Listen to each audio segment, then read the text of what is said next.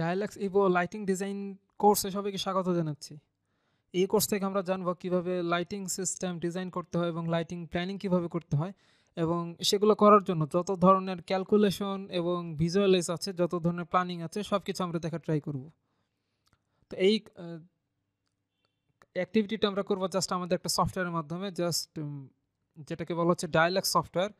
এটা completely free বলতে আমাদের যেই ফিচার্সগুলো ইউজ করতে হবে ডিজাইন করার জন্য, তার জন্য পর্যাপ্ত আমাদের ফ্রি অপশন রাখা হচ্ছে। কিছু অপশন হচ্ছে আমাদের একটু পেইড বা প্রো ভার্সনে ইউজ করা লাগতে পারে, বাট ওই পেইড ভার্সনগুলো বা পেইড ফিচার্সগুলো ছাড়াও যেই ফিচার্সগুলো ফ্রি আমাদের অ্যাভেলেবেল আছে সেগুলো দিয়ে আমাদের জাস্ট কাজ চলে যাবে। তো বুঝতেই পারছেন আমাদের এটা কতটা ইম্পর্টেন্ট একটি সফটওয়্যার এবং আমাদের কোর্সটা কতটা ইম্পর্টেন্ট হতে চলেছে। এটা সাধারণত আমরা যারা ইলেকট্রিক্যাল ইঞ্জিনিয়ার আছি, যারা আমরা হাউস ওয়ারিং করার ট্রাই করি, তো আমাদের হাউস ওয়ারিং অথবা ইন্ডাস্ট্রিয়াল ওয়ারিংয়ের ক্ষেত্রে আমাদের লাইটিং ডিজাইন তো অবশ্যই করতে হয় বা লাইটিং প্ল্যানটা অবশ্যই ক্রিয়েট করতে হয়। তো সেই প্ল্যান ক্রিয়েট করার ক্ষেত্রে ডায়ালক্স সফটওয়্যারে কিন্তু তেমন কোনো বিকল্প আসলে নেই। এছাড়া আমরা আর্কিটেক্ট ডিজাইনার যারা আছে তারাও কিন্তু এই সফটওয়্যারটি ইউজ করে থাকি। তো আমরা যদি আজকের কন্টেন্ট একটু দেখি, প্রথমে এটা আজকে হচ্ছে আমাদের ইন্ট্রোডাক্টরি পার্ট। তো প্রথমে আমাদের সফটওয়্যার নিয়ে একটু ইন্ট্রোডাকশন হবে, দেন কিভাবে একটা ফাইল ইম্পোর্ট করব সেই সংক্রান্ত আলোচনা থাকবে। অর্থাৎ ফাইল ইম্পোর্ট বলতে আমরা কিন্তু ডায়ালক্সে জাস্ট আমাদের ফ্লোর প্ল্যানটা অন্য কোনো ক্যাট সফটওয়্যার থেকে, সেটা হতে পারে অটোক্যাড বা রেভিট অথবা যেই সমস্ত ক্যাট সফটওয়্যার আমরা জাস্ট ডিজাইন করে থাকি, ক্যাট ডিজাইন করে থাকি, আর্কিটেকচারাল ডিজাইন, সেটা এখানে ইম্পোর্ট করতে হবে। তবে সেটা কিন্তু ড্রয়িং ফরম্যাট সাপোর্ট করে। আমরা যদি রেভিডেও কোনো আর্কিটেকচারাল ডিজাইন করে থাকি, সেটা কিন্তু আমরা জাস্ট অটোক্যাডের যেই ফাইল ফরম্যাট, ড্রয়িং ফরম্যাট, সেই ফরম্যাটে কিন্তু সেভ করে জাস্ট এখানে ইম্পোর্ট করতে পারি। অর্থাৎ ফাইল কীভাবে ইম্পোর্ট করব, দেন একটা প্ল্যান কীভাবে লোড করতে হবে এবং সেট আপ করতে হবে, এছাড়া আমাদের প্ল্যান কীভাবে পজিশন সেট আপ করতে হবে বা কোঅর্ডিনেট কীভাবে সেট আপ করতে হবে, অর্থাৎ ইনিশিয়াল পজিশনে বা ইনিশিয়াল কন্ডিশনে আমাদের যেই কাজগুলো করার প্রয়োজন সেগুলো থাকছে আজকের টিউটোরিয়ালে। তো শুরুতে আমরা একটু দেখতে চাচ্ছি ডায়ালক্স সফটওয়্যার সম্পর্কে একটা ইন্ট্রোডাকশন। এটা একটা ফ্রি বাট অ্যাডভান্স সফটওয়্যার যেটা লাইটিং ডিজাইনের ক্ষেত্রে ইউজ করা হয়। এটার মাধ্যমে আমরা লাইটিং প্ল্যান যেমন করতে পারি, তেমন এটার ক্যালকুলেশন, সব ধরনের ক্যালকুলেশন, ভিজুয়ালাইজ, সব কিছু আমাদের পসিবল। সেটা শুধুমাত্র ইনডোর ক্ষেত্রে না, ইনডোর আউটডোর উভয় ক্ষেত্রে কিন্তু এটা আমাদের অনেক বেশি হেল্পফুল, এবং এটার বিকল্প সফটওয়্যার আসলে খুঁজে পাওয়া কঠিন। তো এই সফটওয়্যার ইউজ করে আমরা এমন কিছু ক্যালকুলেশন করতে পারি যেগুলো নর্মালি এই সফটওয়্যার ছাড়া এই ক্যালকুলেশন করাগুলো একটু ডিফিকাল্ট। তো চলুন আমরা একটু সফটওয়্যার কীভাবে ডাউনলোড করতে হবে সেটা আমরা একটু দেখে নিই। আমরা যদি প্রথমে কোনো একটা ব্রাউজার ওপেন করি এবং ব্রাউজার ওপেন করে জাস্ট টাইপ করি ডায়ালক্স, আচ্ছা ডায়ালক্স ইভো লিখে জাস্ট আমরা সার্চ করবো। পুরো সফটওয়্যার নাম হচ্ছে ডায়ালক্স ইভো। তো এটা সার্চ করলে আমরা দেখতে পাচ্ছি ডায়ালক্সের অফিসিয়াল ওয়েবসাইট চলে আসছে, এমনকি আমাদের কিন্তু ডাউনলোড পেজটাও দেখাচ্ছে। তো আমরা আগে ওয়েবসাইটে প্রবেশ করি। ওয়েবসাইটে প্রবেশ করার পর আমরা হোম পেজে চলে আসলাম, অথবা হোম পেজ থেকে সরাসরি আমরা এখানে ডাউনলোড যে ট্যাব আছে, ডাউনলোড ট্যাবে ক্লিক করলেই আমাদের ডাউনলোড পেজটা দেখাবে, এবং এখানে আমরা দেখতে পাচ্ছি ডাউনলোড ডায়ালক্স ইভো। অর্থাৎ এটাই হচ্ছে আমাদের ডাউনলোড বাটন। এখানে প্রেস করলে জাস্ট ডাউনলোড করা শুরু হবে। তো আমি ডাউনলোড করছি না, যেহেতু ডাউনলোড করা আছে, আর এটা তেমন কোনো কমপ্লেক্সিটি নেই। জাস্ট আমরা একবার প্রেস করলেই ডাউনলোড স্টার্ট হয়ে যাবে। বাট ডাউনলোড স্টার্ট করার পর কোশ্চেন হচ্ছে এটা ইনস্টল কীভাবে করতে হবে। ইনস্টল একদম ইজি প্রসেস, জাস্ট আমরা এটাকে রান অ্যাজ অ্যাডমিনিস্ট্রেশন অথবা সিম্পলি রান দিব যেই সফটওয়্যারটা আমরা ডাউনলোড করেছি। রান করানোর পর জাস্ট কতগুলো আমাদের নেক্সট বাটন প্রেস করতে হবে, জাস্ট একবার নেক্সট বাটন প্রেস করলে আমাদের সফটওয়্যার কিন্তু ইনস্টল হয়ে যাবে। ইনস্টলের মধ্যে তেমন কোনো কমপ্লেক্সিটি আমাদের নেই, তাই ইনস্টল প্রসেসটা আমরা দেখাচ্ছি না। জাস্ট ইনস্টল করার পর আমাদের জাস্ট ডেস্কটপে এই ডায়ালক্সের যেই আইকনটা সেটা চলে আসবে। দেন আমরা এখান থেকে এটা যখন রান করব তখন আমরা এইরকমই একটা লুক দেখতে পাবো, এরকম একটা ভিউ, যেখানে আমরা জাস্ট আউটডোর বিল্ডিং প্ল্যানিং এটা দিয়ে আসলে আমরা স্টার্ট করব না। আমরা যেভাবে স্টার্ট করব সেটা হচ্ছে আমাদের একটা প্ল্যান কিন্তু ইম্পোর্ট করতে হবে। তো আমরা এখানে দেখতে পাচ্ছি ইম্পোর্ট প্ল্যান, এছাড়া DWG অর্থাৎ ড্রয়িং ফরম্যাটের যে ফাইলগুলো আছে সেগুলো এখানে ইম্পোর্ট করতে হবে। এছাড়া আমরা IFCF ফরম্যাটে এখানে ইম্পোর্ট করতে পারি, বাট এটা আসলে প্রো ভার্সনের জন্য, অর্থাৎ এটার জন্য আমাদের সাবস্ক্রিপশন বা পেমেন্ট করা লাগতে পারে। এটা আমাদের ফ্রি অ্যাভেলেবেল টুলস না। তো আমরা এই অপশনে যাচ্ছি না, আমরা জাস্ট ইম্পোর্ট প্ল্যান এই অপশনে যাচ্ছি। তো এখান থেকে আমরা একটা প্ল্যানে আসলে ইম্পোর্ট করতে চাচ্ছি। ইম্পোর্ট করার জন্য আমরা একটা প্ল্যান এখানে খুঁজে বের করি।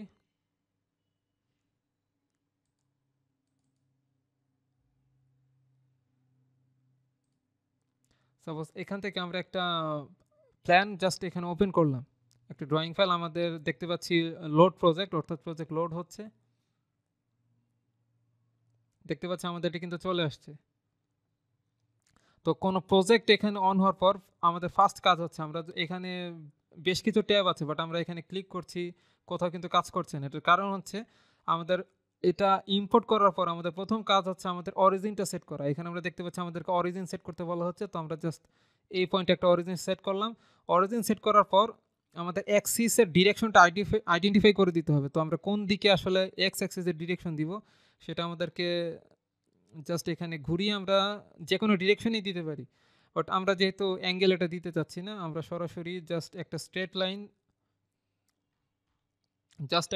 লাইন বরাবর একটি এক্স অ্যাক্সিসের ডিরেকশনটা আমরা আইডেন্টিফাই করে দিলাম। জাস্ট এখানে আইডেন্টিফাই করা হয়ে গেছে। তো দেখতে পাচ্ছি আমাদের প্ল্যান কিন্তু ইম্পোর্ট হয়ে গেছে। তো এখান থেকে আমরা জাস্ট প্ল্যানটা ইম্পোর্ট করার পর আমাদের ফার্স্ট কাজ হচ্ছে এখান থেকে ইউনিট সেট আপ করা। আমরা দেখতে পাচ্ছি সিলেক্ট ইউনিট অপশন আছে, আর কোনো অপশন কিন্তু অ্যাভেলেবেল নেই। তো ইউনিট সেট আপ করার ক্ষেত্রে জাস্ট আমরা ড্রপ ডাউন বাটনে প্রেস করছি, আমরা কোন ইউনিট এটা সেট আপ করবো। তো আমরা এখানে ইঞ্চিতে সেট আপ করলাম, কারণ আমাদের ড্রয়িংটা কিন্তু ইঞ্চিতে ছিল। তো আমরা অটোক্যাডে যখন এই প্ল্যানটা ড্রয়িং করেছি তখন সেটা ইঞ্চিতে ছিল, এখানেও আমরা ইঞ্চিতে নিয়ে আসলাম। বাট ইঞ্চিতে আনার পর আমরা যদি সাপোজ না জেনে থাকি যে এই প্ল্যানটা কোন ইউনিটে ড্রয়িং করা হয়েছে, তাহলে আমাদের কিন্তু চেক করার ওয়ে আছে। আমরা না জেনে থাকলেও কিভাবে আসলে কোন ইউনিটটা আমাদের সেট করতে হবে। তো আমরা জাস্ট ইউনিট সেট আপের পর এখানে ফিনিশ বাটন দেখা যাচ্ছে, তো আমরা এখানে ফিনিশ করে দিলাম। তো এখন আমরা কিভাবে চেক করবো যে আমাদের ইউনিট সেট আপটা কি ঠিক হয়েছে কিনা। তো আমরা দেখতে পাচ্ছি ইউনিট অফ মেজার এটা ইঞ্চিতে সেট করা আছে। আমরা যদি এখানে ড্রপ ডাউন বাটন প্রেস করে কিন্তু এখান থেকেও চেঞ্জ করতে পারবো। বাট আমরা সাপোজ ইউনিটটা আমরা ইঞ্চিতে সেট না করে আমরা মিটারে সেট করলাম। তো মিটারে সেট করার পর এখন এটা কি ঠিক আছে কিনা সেটা আমরা কিভাবে চেক করব। এটা চেক করার জন্য আমরা চলে যাব এখান থেকে, জাস্ট এই যে উপর দিকে আমরা দেখতে পাচ্ছি টেপ মেজার একটি টুলস আছে, অর্থাৎ এটার মাধ্যমে জাস্ট ডিস্টেন্স মেজার করা হয়। তো আমি আবার দেখাচ্ছি টেপ মেজার, এখানে জাস্ট এই টুলসটা সিলেক্ট করে এখানে জাস্ট ক্লিক করলে এই টুলসটা সিলেক্ট হয়ে যাবে। এটা সিলেক্ট করে জাস্ট আমরা একটি কর্নার থেকে আরেকটি কর্নারের ডিস্টেন্স যদি আমরা মেজার করে দেখতে চাই, দেখতে পাচ্ছি একটা রুমের লেন্থ সাধারণ এখানে দেখাচ্ছে 120 মিটার। তো নর্মালি একটা রুমের লেন্থ কখন 120 মিটার হয়ে থাকে না, এটা অবশ্যই জাস্ট কজিউজুয়াল না বা সাধারণ ব্যাপার না, এটা অসাধারণ ব্যাপার। একটা রুম কখনোই 120 মিটার হয় না। তাছাড়া এখানে আমরা দেখতে পাচ্ছি এটা ডাইমেনশন হচ্ছে 11 ফুট বাই 10 ফুট। তো সেখানে 120 মিটার তো কখনোই হতে পারে না। তার মানে আমরা যেই লেন্থটা বা ইউনিটটা সেট আপ করেছি সেটা ভুল আছে। তো স্কেপ দিলে আমরা এই টেপ মেজার টুলস থেকে বেরিয়ে যাব। তো আমরা যদি এবার ইঞ্চিতে সেট আপ করি এবং ইঞ্চিতে সেট আপ করার পর আমরা যদি এখান থেকে একটু ডাইমেনশনিং করে দেখতে চাই বা এটা মেজার করে দেখতে চাই এই পয়েন্ট থেকে এই পয়েন্টের ডিস্টেন্স কত, তাহলে আমরা এখানে মিটারে দেখতে পাচ্ছি 3.0 জাস্ট 3 পয়েন্ট সামথিং মিটার বা 3 মিটারই আমরা ধরে নিচ্ছি। অর্থাৎ একটা রুমের লেন্থ আমাদের 3 মিটার, এটা স্বাভাবিক। বাট এখানে কোশ্চেন হচ্ছে আমরা তো এই ইউনিটটা ইঞ্চিতে সেট আপ করলাম, বাট এখানে তো আমাদের মিটারে দেখাচ্ছে। অবশ্যই আমরা ইউনিটটা যেই ফরম্যাটেই সেট আপ করি না কেন এখানে আমাদের সব কিছু মিটার কনভার্ট করে দেখাবে, কারণ আমরা যখন ক্যালকুলেশন করব সব কিছু যেহেতু আমাদের এসআই ইউনিটে ক্যালকুলেট করতে হয়, তাই এখানে সব কিছু আমাদের মিটারেই আছে। বাট আমাদের এটার লেন্থ এটার দৈর্ঘ্য যে আমাদের 10 ফুট ছিল, আমরা কিন্তু এটা জাস্ট শিওর হতে পারি যে 10 ফুট সমান সমান আমাদের 3 মিটারই। তো আমাদের জাস্ট ইউনিট সেট আপ ঠিক আছে। ইউনিট সেট আপ যখন আমাদের ঠিক হয়ে আসলো, এখন আমাদের কাজ হচ্ছে এটা সেট আপ করা। তো আমরা যদি যেই প্ল্যানটা সেট আপ করেছি আমরা যদি এটা এনে আনার পর যদি আমরা দেখি আমরা ভুল কিছু প্ল্যান নিয়ে এসেছি, তাহলে আমরা এখানে রিপ্লেস প্ল্যান অপশনটা প্রেস করতে পারি। এখানে রিপ্লেস প্ল্যান অপশনটা সেট করলে জাস্ট আমরা অন্য কোনো প্ল্যান এখানে নিয়ে আসতে পারবো। সাপোজ আমরা এখানে প্র্যাকটিস 3D অথবা প্যানেল বোর্ড এটা যদি আমরা এখানে নিয়ে আসি, তাহলে জাস্ট যেই ড্রয়িংটা ছিল সেটা চেঞ্জ হয়ে আমাদের অন্য একটা ফাইল চলে আসবে। বাট এটা সাধারণত প্যানেল বোর্ড, আমরা সাধারণত লাইটিং সিস্টেম ডিজাইনের ক্ষেত্রে প্যানেল বোর্ড ইউজ করি না। অবশ্যই আমাদের একটা প্ল্যান নিয়ে আসতে হবে। তো আমি আবারও রিপ্লেস করছি, আমাদের আগের যে ফাইলটা ছিল সেটাই নিয়ে আসলাম। ওকে, দেন আমরা যদি একাধিক ফাইল নিয়ে আসতে চাই, সাপোজ এটা হচ্ছে আমাদের শুধুমাত্র গ্রাউন্ড ফ্লোরের জন্য। বাট আমাদের গ্রাউন্ড ফ্লোরের উপরের যে ফ্লোরগুলো থাকে, টিপিক্যাল ফ্লোরগুলো বা এক একটা ফ্লোরের ডিজাইন যদি এক এক রকম থাকে এবং সেটা যদি আমরা ডিফারেন্ট ফাইলে জাস্ট ক্রিয়েট করে থাকি, তাহলে আমরা এখান থেকে লোড প্ল্যান অপশনে যাব। অর্থাৎ একটা ফাইল আনার পর যদি আমরা একাধিক ফাইল নিয়ে আসতে চাই তাহলে এটা আনা পসিবল। সাপোজ হাউস ওয়ারিং নামে একটা ফাইল আছে, এটা যদি আমরা ওপেন করি তাহলে দেখতে পাবো যে আমাদের কিন্তু দুইটি ফাইল এখানে লোড হয়ে যাবে। দেখতে পাচ্ছি দুইটি ফাইল আমাদের লোড হয়ে গেছে, বাট এটা আমাদের আগে আইডেন্টিফাই করতে হবে। অর্থাৎ এটার যে অরিজিন আইডেন্টিফাই করতে হবে। জাস্ট এটার অরিজিন আমরা এখানে আইডেন্টিফাই করে দিলাম। দেন ইউনিট সেট আপ করতে হবে। এটার ইউনিট আমাদের মিলিমিটারে ছিল, তো আমরা মিলিমিটারে সেট আপ করে দেখি ঠিক আছে কিনা। ফিনিশ দিয়ে দিলাম, তো দেখতে পাচ্ছি চলে আসলো আমাদের দুইটি ড্রয়িং। এখানে কিন্তু দুইটি ড্রয়িংয়ে আছে, বাট এখানে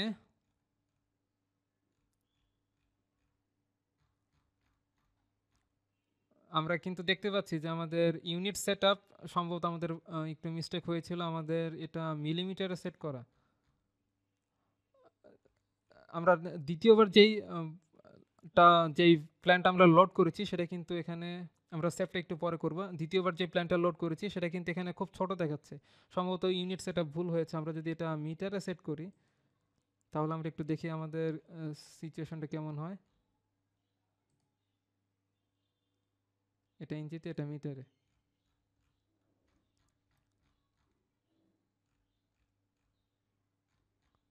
ওকে,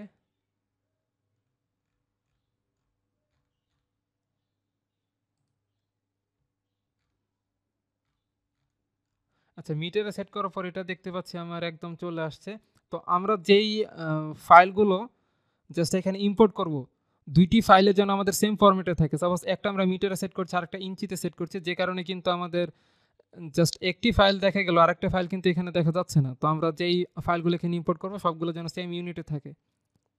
তো আমরা এখন সেকেন্ড টাইম যেই ফাইলটা এখানে লোড করেছিলাম সেটা এখান থেকে ডিলিট যদি করে দিতে চাই, জাস্ট এটা ক্লিক করে আমরা রাইট বাটন প্রেস করে এটাকে রিমুভ করে দিতে পারবো। বাট আমরা রিমুভ যদি করে দিতে চাই আমরা আরেকটা অপশন দেখাতে পারি, সেটা হচ্ছে এই প্ল্যানগুলো কিন্তু আমরা চাইলে মুভ করাতে পারি। সাপোজ কীভাবে মুভ করাবো, সাপোজ আমরা চাচ্ছি যে আমাদের প্রথমবার যেই প্ল্যানটা আমরা লোড করেছিলাম সেটা মাঝখানে নিয়ে আসার জন্য, তাহলে আমরা যে কাজটা করতে পারি, প্রথমবার যে ফাইলটা 3 আওয়ার্স যেই ফাইলটার নাম সেটা আমরা সিলেক্ট করে আমরা এখান থেকে যে এই মুভ অপশনটা দেখতে পাচ্ছি, সেট কোঅর্ডিনেট সিস্টেম না, এটা আসলে কোঅর্ডিনেট সিস্টেম সেট করার জন্য ইউজ করা হয়। সাপোজ আমরা এখান থেকে কোঅর্ডিনেট সিস্টেম শুরুর দিকে আমাদের সেট করে যদি ভুল হয়ে থাকে তাহলে আমরা আবার নিজের মতো করে এটা কোঅর্ডিনেট সিস্টেম সেট করে নিতে পারি। আরেকটা হচ্ছে আমাদের জাস্ট এটা মুভ করার যে অপশন,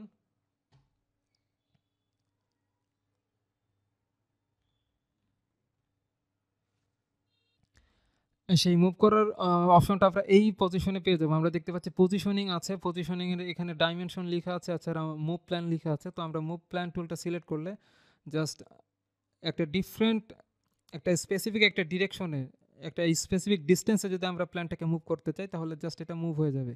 তো দেখতে পাচ্ছি আমাদের এই ফ্লোর প্ল্যানটা কিন্তু মুভ হয়ে গেল, এবং আমাদের সেই ফ্লোর প্ল্যানটাই মুভ হবে, সেই প্ল্যানটাই মুভ হবে যেটা আমরা এখান থেকে সিলেক্ট করে রাখবো। সাপোজ এটা আমরা যদি এটা সিলেক্ট করে আমরা যদি এখন এটা মুভ করাতে চাই সাপোজ পেছনের দিকে, তাহলে দেখতে পাচ্ছি আমার এই প্ল্যানটা এবার মুভ হয়ে গেল। বাট আমরা যদি এখন এটা ডিলিট করে ফেলতে চাই জাস্ট এখান থেকে রিমুভ প্রেস করলে এটা রিমুভ হয়ে যাবে। দেন আমরা এখান থেকে আবার অরিজিনটা সেট আপ করতে চাচ্ছি, জাস্ট জুম ইন করে জাস্ট এই পয়েন্টে। ওকে, আমাদের এটা হয়ে গেল। এছাড়াও আমরা পজিশনটা যদি একদম এক্স্যাক্ট এখান থেকে স্পেসিফাই করে দিতে চাই, সাপোজ আমি চাচ্ছি 0 0 পয়েন্টে এটা পজিশন নিয়ে যাওয়ার জন্য, তো আমি 0 টাইপ করে ইন্টারফেস করছি, আবার এই পাশে আমরা 0 টাইপ করে ইন্টারফেস করছি, তাহলে একদম অরিজিনে কিন্তু আমাদের এই পজিশনটা চলে যাবে। আশা করছি আমরা ক্লিয়ার। তো পজিশনিং পার্টটা আমরা দেখে ফেললাম। আচ্ছা, সেভ অপশনটা জাস্ট আমরা এখান থেকে সেভ করতে পারি। আমরা যদি সেভ বাটনে প্রেস করি তাহলে আমরা কোথায় সেভ করতে চাচ্ছি এটা আইডেন্টিফাই করে দিতে হবে। তো আমরা যদি এখান থেকে ডেস্কটপে চলে যাই, তো ডেস্কটপ থেকে আমরা প্রজেক্ট অপশন না, আমরা এটার নাম দিতে চাচ্ছি জাস্ট ট্রেনিং।